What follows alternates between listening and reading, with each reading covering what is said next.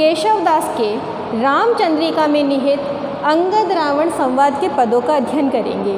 अंगद रावण संवाद रामचंद्रिका के प्रबंध मौलिक काव्य कृति जो रामचंद्रिका है उसके अंतर्गत 39 सर्ग माने गए हैं और उन 39 सर्गों में जो रामचंद्रिका का जो लंका कांड है उस लंका कांड के अंतर्गत आपका अंगद रावण संवाद निहित है, यानी उसमें पाया गया है।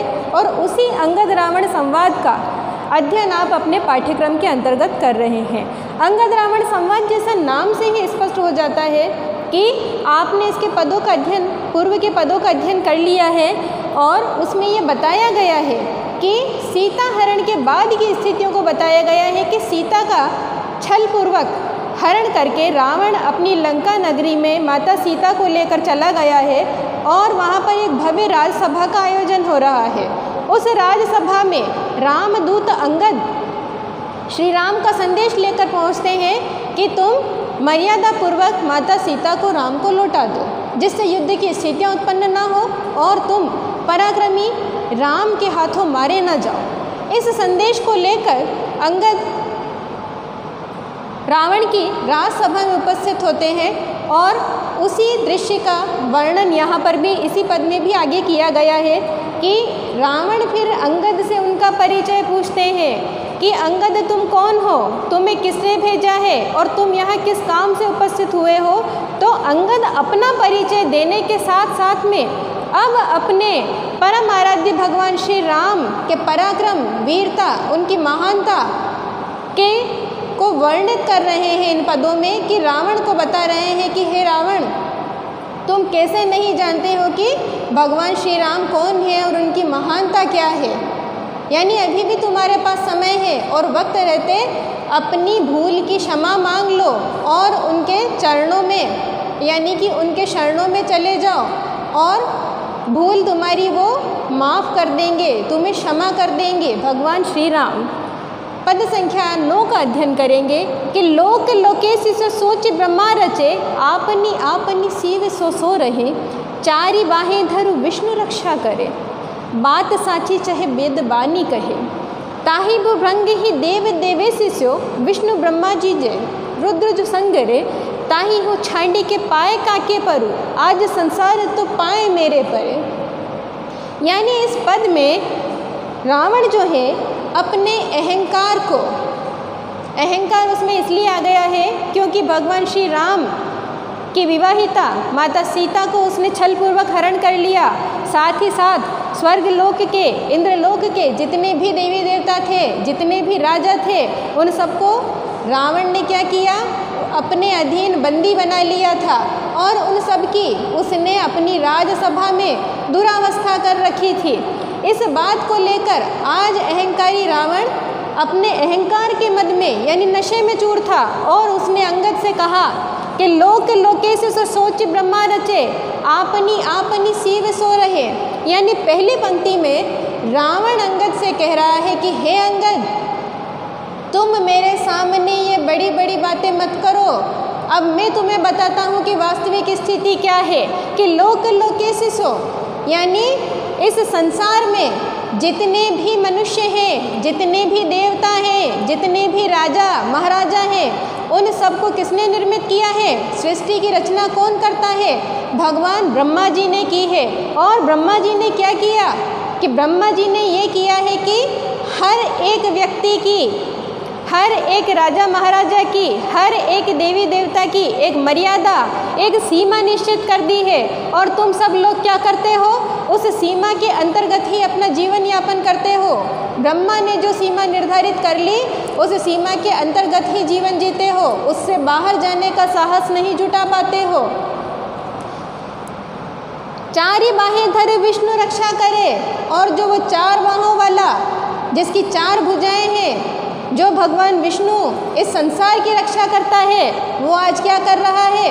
मेरी सभा में बैठा है और अब वो मात्र किसकी सेवा करेगा और किसकी रक्षा करेगा? वो सिर्फ इस रावण की सेवा करेगा और इसकी रक्षा करेगा। बात साची चाहे वेद बानी कहे, यानी ब्रह्मा जी के विषय में पुनः उक्ति प्रस्तुत कर रहा है अंगद के समक्ष रावण कि वो ब्रह्मा जिसने सबके लिए एक नियति यानी किस्मत, एक भाग्य निर्धारित कर दिया, एक सीमा निर्धारित कर दी है, सबको अपनी अपनी मर्यादाएं बता दी कि इसी सीमा में तुम्हें अपना जीवन यापन करना है, चाहे सामान्य मनुष्य हो, देवी देवता हो। लेकिन आज उसकी स्थिति ये है कि वो मेरी यहाँ राजसभा में पराजित सा अपने आप का अनुभव करता हुआ बैठा हुआ है और चारों वेदों का मेरे यहाँ मौन स्वर में अध्ययन कर रहा है। ये बात किसने किससे कही? ये बात अहंकारी रावण अंगद से कह रहा है कि जिन देवी देवताओं के विषय में तुम बड़ी बड़ी बातें कर रहे हो अंगद, मैं तुम्हारे राम को तो नहीं जानता, लेकिन जितने भी बड़े बड़े देवी देवता हैं स्वर्ग लोक के, उनकी क्या स्थिति है उसका वर्णन तुम मेरे स्वर से सुनो। तीसरी पंक्ति में कह रहा है कि ताहि भ्रुभंग ही देव देवे से सो विष्णु ब्रह्मादि जे रुद्र जो संगरे। यानी रावण अब भगवान महेश के लिए कह रहा है कि भगवान महेश के लिए, भगवान शिव के लिए कह रहा है रावण अंगद से कि हे अंगद, वो भगवान महेश यानी वो भगवान शिव जो सृष्टि का संहार करते हैं, वो भगवान शिव आज क्या है? मेरी मात्र एक तिरछी दृष्टि यानी उस पर मैं एक नज़र डालूं तो वो मेरे आदेशों का पालन कर रहा है। ना केवल स्वर्ग लोक के सारे देवी देवता, बल्कि तुम्हारा भगवान शिव भी मेरे आदेशों की पालना कर रहा है। उसमें साहस नहीं है कि मेरा आदेश को वो अस्वीकार कर दे और मेरे मात्र एक दृष्टि घुमाकर देखने पर ही जैसे ही मैं उसकी तरफ नज़र कर रहा हूँ तो सभी देवी देवता अपना अपना काम चुपचाप कर रहे हैं मुंह झुकाकर, और साथ ही साथ शिव भी मेरे आदेशों की पालना कर रहा है और मेरे कहने पर, मेरे इशारे पर वो सृष्टि का, देवी देवता का और सामान्य मनुष्यों का संहार कर रहा है, यानी उन्हें मौत के घाट उतार रहा है। ताही हो छांडे के पाए काके परू, आज संसार तो पाए मेरे परे। यानी इस पद की अंतिम पंक्ति में रावण का घमंड, उसका अहंकार पूर्ण रूपेण व्यक्त हो रहा है कि अंगद से रावण कह रहा है कि ताही हो छांडे के पाए काके परू, यानी ऐसे देवी देवता के मैं पाँव पड़ूं।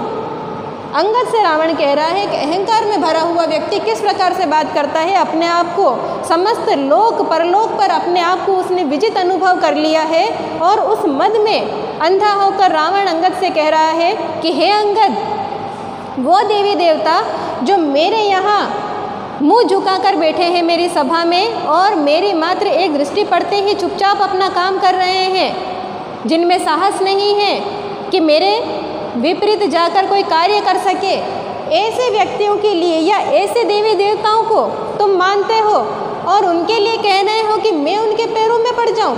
भला मैं उनके पैरों में क्यों पड़ूं जब पूरा संसार आज इस रावण के पैरों में झुक रहा है।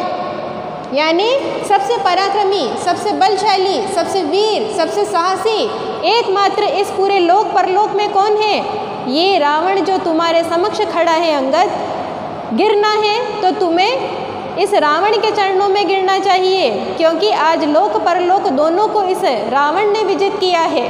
सामान्य मनुष्य हो या देवी देवता हो, आज सब मेरे चरणों में सिर झुका रहे हैं। तो भला मेरा अब क्या प्रयोजन, क्या उद्देश्य रह जाता है कि मेरे जितना शक्तिशाली आज किसी सामान्य और बलहीन किसी देवी देवता के समक्ष अपना शीश झुकाए। यानी तुम मुझे गलत बात सिखा रहे हो अंगद, तुम तो जानते भी नहीं हो कि वास्तविक स्थिति क्या है। तो इस पद में जहाँ पर अंगद रावण से कह रहे हैं कि तुम्हें ऐसा कर्म नहीं करना चाहिए रावण, तुम्हें देवी देवताओं की इस तरह से निंदा या उनका उपहास नहीं करना चाहिए, तुम्हें उनके शरणों में झुक जाना चाहिए क्योंकि ये स्वर्गलोक के देवता हैं। लेकिन रावण अपने अहंकार से भरा हुआ अंगद से कह रहा है कि इन सब को तो मैंने विजित करके बंदी बना लिया है, तो इनके समक्ष में क्यों झुकने लगा? ये बलहीन है और मैं पराक्रमी हूँ, इनके समक्ष में झुकूंगा? कदापि नहीं अंगद, ऐसा कभी नहीं होगा। पद संख्या 10 का अध्ययन करते हैं हम कि राम को काम कहाँ रिपु जीत ही, कौन कबे रिपु जीत्यो कहाँ, बाली बलि छल सो भृगुनंदन, गर्व हरियो विज दीन महा। दीन सु क्यों छिति छत्र हत्यो बिन, प्राणन है राज कियो, है कौन वह बिसरियो जिने, खेलन ही तुम्हें बांधी लियो। यानी इस पद में अंगद अब राम के द्वारा जिन अभिमानी और अहंकारी लोगों का वध किया गया उसके बारे में चर्चा करके अंगद रावण को राम की वीरता, राम के साहस, राम के पराक्रम का क्या कर रहे हैं, परिचय दे रहे हैं कि छोटी से छोटी भूल पर भी जब भगवान श्री राम ने इन शक्तिशाली, चाहे ऋषि हो या कोई राजा हो, इनको भी जब नहीं छोड़ा और उनका भी वध किया, तो रावण तुम्हारी तो इतनी बड़ी भूल है। और जब स्वयं श्री राम यहाँ पधार गए तो तुम्हारी दशा क्या होगी, इसका अंदाज़ा तुम पहले से लगा लो। पद का अध्ययन हम प्रारंभ करते हैं, व्याख्या करेंगे कि राम को काम कहा रिपुजीत ही। यानी पहली पंक्ति में रावण कह रहा है कि राम, कौन राम, मैं तो नहीं जानता, और अगर राम है भी सही अंगद तो तुम मुझे बताओ कि वो क्या करता है, उसका काम क्या है, ऐसा कौन सा व्यक्ति है राम नाम का और वो करता क्या है, मुझे बताओ तो सही उसके बारे में। कि रिपुजीत ही, यानी अंगद ने परिचय दिया अपने प्रभु श्री राम का कि सच में रावण तुम नहीं जानते कि श्री राम कौन है, तो मैं तुम्हें परिचय देता हूँ राम भक्त अंगद कि राम का काम क्या है। रिपु यानी युद्ध और शत्रुओं पे जीत हासिल करना, युद्ध को जीतना, शत्रुओं को जीतना। कौन कभी रिपु जीत्यो कहा, यानी रावण पूछ रहा है कि अब मुझे ये बताओ कि तुम कह रहे हो कि राम का काम ही शत्रुओं पर विजय हासिल करना है, तो मुझे ये बताओ कि ऐसे कौन कौन से शत्रुओं को उसने हराया है श्री राम ने और विजय हासिल की है। आज मुझे तुम्हारे उस वीर बलशाली योद्धा राम का परिचय दो कि उसने कौन कौन से शत्रुओं को जीता है। बाली बलि छल सो भृगुनंदन, गर्व हरियोद्विज दीन महा। यानी अंगद कह रहा है कि बलशाली योद्धा बाली को उन्होंने जीता है, यानी बाली की हत्या की, जो कि बाली अपने आप में एक वीर योद्धा था, साहसी था, उसके समक्ष पराक्रम में कोई टिकता नहीं था, लेकिन मेरे श्री राम ने उस बाली का भी, उस पराक्रमी, उस साहसी बाली का भी वध किया। इस पर ये बात जैसे ही रावण ने सुनी तो रावण ने क्या किया कि रावण ने कहा कि छल सो, यानी हे अंगद, जिस बाली के वध की, जिस वीर बाली के वध की तुम बात कर रहे हो कि तुम्हारे राम ने उसका वध किया, शत्रु रूप में उस पर विजय प्राप्त की, लेकिन वो कहाँ का साहसी है, मुझे ये तो बताओ, क्योंकि मेरी दृष्टि में वो साहसी नहीं है। उसने तो बाली का वध कैसे किया, छल पूर्वक किया, यानी धोखे से किया, पेड़ों के पीछे से छिपकर तीर चलाकर उसने बाली का वध किया। यानी जो धोखे से अगर किसी शत्रु की हत्या करे तो वो कैसा वीर और कैसा साहसी हुआ। इस बात को सुनकर अंगद थोड़ी देर मौन रह जाते हैं। फिर आगे अंगद पुनः अपने राम का परिचय देते हैं कि भृगुनंदन गर्व हरियोद्विज दीन महा, यानी भृगुनंदन का गर्व, भृगु ऋषि के पुत्र ऋषि परशुराम, जो अपने क्रोध और क्षत्रियों को पराजित करने के लिए, क्षत्रियों से इस धरती को 22 बार मुक्त करने के लिए, क्योंकि 22 बार उन्होंने इस धरती को, इस संसार को क्षत्रियों विहीन बना दिया था। क्षत्रियों के प्रति वे एक शत्रुता का भाव रखते थे ऋषि परशुराम। तो उनके बारे में कह रहे हैं कि उस परशुराम को भी, उस योद्धा को भी, उस पराक्रमी को भी मेरे श्री राम ने उनका भी वध कर दिया था।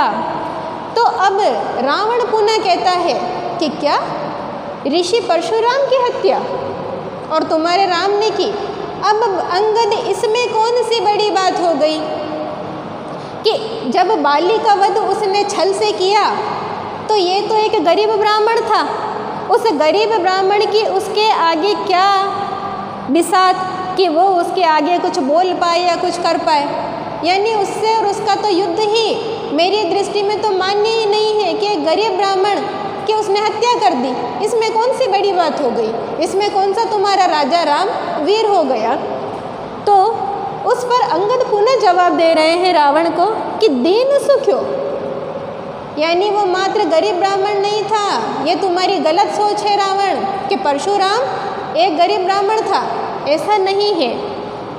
दीन सुख्यो छिति छत्र हत्यो बिन प्राण न है राज कियो, यानी उस परशुराम की अब मैं तुम्हें वीरता का वर्णन करता हूँ कि वो परशुराम जो मात्र गरीब ब्राह्मण नहीं था, उसने क्या किया था, छिति छत्र हत्यो है राज, एक है राज नामक धरती पर एक पराक्रमी राजा था, एक साहसी राजा था। उस साहसी राजा का न केवल छत्र यानी न केवल उसका राज्य छीना, बल्कि धरती पर से उसका अस्तित्व समाप्त कर दिया। उस है राज का वध कर दिया। किसने किया? ऋषि परशुराम ने क्रोध में, एक आवेश में आकर उसने है राज के प्राण हर लिए थे। अब मुझे ये बताओ कि है राज जो स्वयं अपने आप में पराक्रमी था, उस पराक्रमी के प्राण परशुराम ने हर लिए, तो वो परशुराम क्या मात्र एक गरीब ब्राह्मण होगा? ऐसा नहीं है, वो अपने आप में एक योद्धा थे, साहसी थे, वीर थे। और अगर ऐसे परशुराम के प्राण भी श्री राम ने हर लिए, तो राम एक सामान्य पुरुष कैसे हो सकते हैं? इस बात का अंदाजा रावण तुम स्वयं लगा लो। अंतिम पंक्ति में कहता है कि है कौन, यानी रावण पूछ रहा है कि अंगद तुम इतनी बड़ी बड़ी बातें कर रहे हो, चलो ठीक है मैंने मान लिया कि तुमने बाली के लिए कहा, बाली को मैं जानता हूँ, तुमने परशुराम के लिए कहा, परशुराम के विषय में भी मैं जान गया। अब तुमने कहा है कि परशुराम ने है राज का वध किया था, तो ये राजा है राज जिसकी तुम चर्चा कर रहे हो, अब वो है कौन है अंगद, मुझे ये तो बताओ। तो अंगद कहते हैं कि वह बिसरियो, बिसरियो यानी भूल जाना, विस्मृत हो जाना। यानी अंगद कह रहे हैं कि रावण तुम सच में है राज को भूल गए हो, क्योंकि मुझे नहीं लगता कि तुम है राज को इस जन्म में भूल सकते हो। क्योंकि मत भूलो रावण, ये वही राजा है राज है जिसने तुम्हें खेल खेल में ही बांध लिया था और तुम उसके बंधन से मुक्त भी नहीं हो पाए थे। तो तुम कैसे कह सकते हो रावण कि तुम राजा, पराक्रमी राजा है राज को नहीं पहचानते? तो यानी इस पद में, यानी पद संख्या 10 के अंतर्गत जो हमने अभी जिसकी व्याख्या की, इस पद में अंगद राम के पराक्रम और वीरता, उनके साहस का परिचय रावण को प्रस्तुत कर रहे हैं। और रावण अपने अकाट्य तर्क देता हुआ अंगद की बातों को भुलाना चाह रहा है और उनसे ये कह रहा है कि मैं नहीं जानता कि तुम्हारा राम कौन है, और वो एक पराक्रमी योद्धा है, मैं ये भी नहीं मानता। और उसके पराक्रम के जो तुम परिचय दे रहे हो कि उसने किस किस का वध किया, किस पर विजय हासिल की, मैं उन्हें भी नहीं पहचानता। यानी पूरी तरह से रावण एक सिरे से इस बात से पल्ला झाड़ रहा है और उससे मुक्त होने का प्रयास कर रहा है कि मैं राम नाम के किसी व्यक्ति को नहीं जानता हूँ जिसका तुम परिचय मुझे दे रहे हो अंगद। पद संख्या 11 का अध्ययन करते हैं कि सिंधु तरियो उनका बनुरा, तुम पे धनु रेख गई न तरी, बांधोई बांधत सो न बनियो, उत बारी दी बांधी के बाट करी। श्री रघुनाथ प्रताप की बात तुम्हें 10 कंठ न जानी परी, तेलनी तूलनी पूछ जरी, न झरी लंक झराई झरी। यानी इस पद संख्या 11 के अंतर्गत अंगद अब हनुमान के विषय में, राम भक्त हनुमान जी के विषय में चर्चा कर रहा है कि हे रावण, तुम राम भक्त हनुमान को भूल गए क्या, या उसकी वीरता को भूल गए कि जिसको तुमने मारने के लिए तुमने क्या क्या प्रयोजन नहीं किए, लेकिन उसका परिणाम क्या निकला रावण, कि वो तुम्हारे सोने की लंका नगरी को एक क्षण में जलाकर और सकुशल ससुरक्षित अपने प्रभु श्री राम के चरणों में लौट गया। इसका परिचय अंगद रावण को पुनः याद दिला रहे हैं कि हनुमान कौन था और मात्र श्री राम के आशीर्वाद प्राप्त उनका एक भक्त था, सामान्य से दिखने वाला एक वानर था, लेकिन उसने तुम्हारी और तुम्हारे पूरी लंका नगरी की दुर्दशा कर दी थी। मात्र किस आधार पर? प्रभु श्री राम का आशीर्वाद उसने पाया हुआ था। इसीलिए तो व्याख्या करना हम प्रारंभ करते हैं कि सिंधु तरियो उनका बनरा, सिंधु यानी नदी, समुद्र, कि सिंधु तरियो उनका बनरा, यानी भगवान श्री राम के वानर ने तो क्या किया था, वानर रूपी भगवान हनुमान ने क्या किया था कि समुद्र को लांघ लिया था, इसको पार कर लिया था। तुम पे धनुरेख गई न तरी, यानी तुम अपने आप को इतना साहसी पराक्रमी बताते हो, तुम तो इंसानी रूप में हो रावण, वो तो एक वानर था और उसने सिर्फ भगवान मात्र राम का आशीर्वाद पा रखा था। वो वानर ही उनका आशीष पाया इतना शक्तिशाली था कि इतने लंबे चौड़े समुद्र को पार करके तुम्हारी लंका नगरी में आ गया और तुम पे धनुरेख गई न तरी, यानी तुम तो इतने दुर्बल और निर्बल निकले कि तुमसे तो लक्ष्मण द्वारा कुटिया के आगे खींची गई धनुष से पतली सी रेखा भी पार नहीं करी गई। तुम उस रेखा को भी पार नहीं कर सके जो लक्ष्मण ने खींची थी, और तुमने आखिरकार क्या किया, छल का सहारा लिया, तुमने छल पूर्वक माता सीता का हरण किया और तुम अपने आप को रावण साहसी कहते हो। तुम कहाँ के साहसी हुए कि तुम्हें छल का सहारा लेना पड़ा।